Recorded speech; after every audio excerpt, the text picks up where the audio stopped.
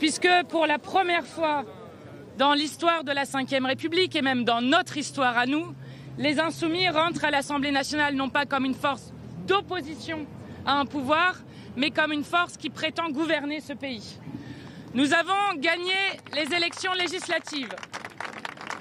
Nous sommes avec le nouveau Front populaire aujourd'hui la première force politique à l'Assemblée nationale, c'est l'issue du scrutin de ce dimanche, et nous exigeons qu'Emmanuel Macron respecte le vote populaire en choisissant de nommer un Premier ministre ou une Première ministre qui serait issue du nouveau Front populaire. Et je dois dire que nous vivons comme une anomalie démocratique. Le fait que depuis 2 jours, la Macronie a été battue. Et ce, pendant les élections législatives, mais je le rappelle aussi pendant les élections européennes. Et que depuis 2 jours, le président de la République fait comme s'il ne s'était rien passé dans ce pays, alors que c'est lui-même qui a provoqué cette dissolution éclair, et qu'il fait comme si le vote des Français et des Françaises n'avait pas eu lieu. Nous ne sommes pas d'accord avec ça. Dans une démocratie, la tradition veut que ce soit le premier groupe parlementaire qui puisse gouverner le pays. Et nous, représentants du peuple qui sommes ici, nous faisons rentrer de nouveau des députés de combat, des députés du peuple. Je pense à Zaya Hamdan qui est juste derrière moi, qui est travailleuse sociale, mais à beaucoup d'autres, à Béranger Cernon qui est cheminot, qui représente la société, à Abdelkader Lamar qui est professeur en lycée professionnel, et on pourrait continuer longtemps. Nous faisons de nouveau rentrer le peuple à l'Assemblée, et nous, députés de la majorité du nouveau Front populaire, sommes là pour augmenter les salaires et le SMIC immédiatement dans ce pays, pour bloquer les prix, pour qu'enfin les Français et les Françaises puissent respirer. Nous sommes là pour abroger la réforme de la retraite à 64 ans qui n'a jamais été votée dans ce pays, ni par les représentants du peuple, et qui a été refusée par une majorité de Français. Nous sommes là pour rétablir la retraite à 60 ans pour toutes et tous.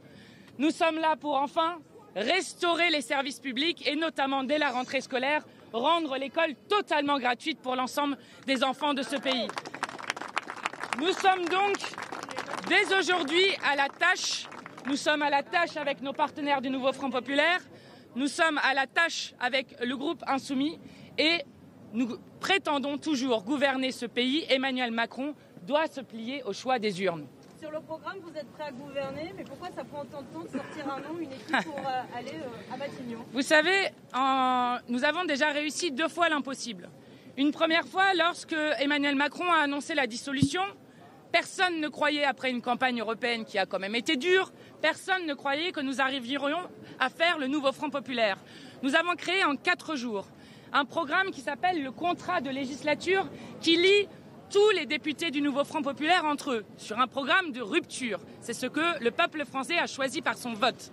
Et avec un accord, ce n'est que la 2e fois que ça arrive, puisque la première fois c'était avec la NUPES, un accord dès le premier tour avec des candidatures uniques partout dans le pays. Voilà ce que nous avons réussi à faire en 4 jours seulement. Puis nous réussissons une 2e fois l'impossible. C'était il y a seulement 2 jours. Ce que cherchent certains et certaines cherchent déjà à effacer, la victoire du nouveau Front populaire, alors que tous les sondages partout prédisaient que le Rassemblement national serait la première force à l'Assemblée. Non seulement ils ne sont pas la première force à l'Assemblée, mais ils sont la 3e force à l'Assemblée nationale. Nous avons donc empêché, par une mobilisation populaire absolument exceptionnelle, que l'extrême droite ait une majorité dans ce pays. Mais l'autre choix très clair qui a été fait aussi, c'est de tourner la page de la Macronie et de ce monde de malheur. Donc excusez-nous d'avoir besoin d'un peu de travail parce que nous sommes en train de parler de quelque chose de sérieux. Nous voulons gouverner ce pays. Nous ne sommes pas en train de dire que nous ferions une animation d'une colonie ou je ne sais quoi. Nous voulons gouverner ce pays. Donc nous sommes en train de travailler sérieusement avec les partenaires du nouveau Front populaire pour effectivement dire qui serait le candidat ou la candidate à la primature, mais aussi construire une équipe gouvernementale pour pouvoir mettre à bien notre programme, rien que le programme, tout le programme. Qu'est-ce qui prend longtemps, c'est que le rapport de force il a été rééquilibré. Ça serait pas avant septembre. Vous comprenez, pas avant septembre.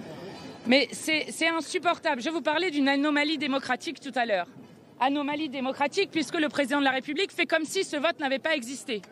C'est lui qui a choisi de dissoudre juste avant les Jeux Olympiques. Et donc, on ne peut pas utiliser ensuite l'excuse des Jeux Olympiques pour expliquer qu'il ne pourrait pas avoir de nouveau gouvernement. Il n'est pas normal que le président de la République ait refusé la démission de M. Attal. M. Attal a été battu 3 fois aux élections. Il doit donc s'en aller.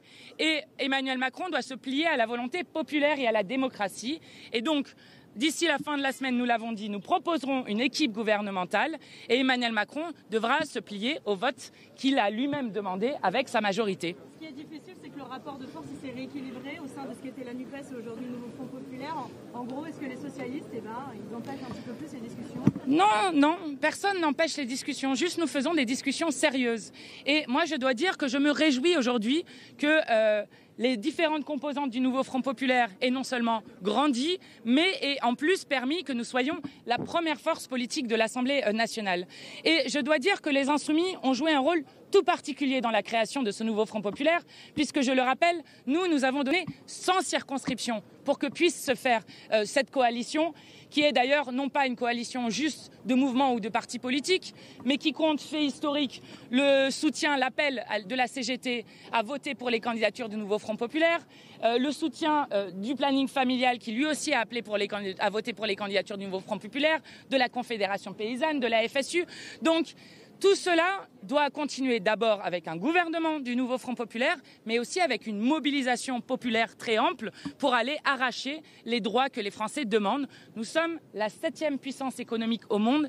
Les gens ont droit de vivre en dignité.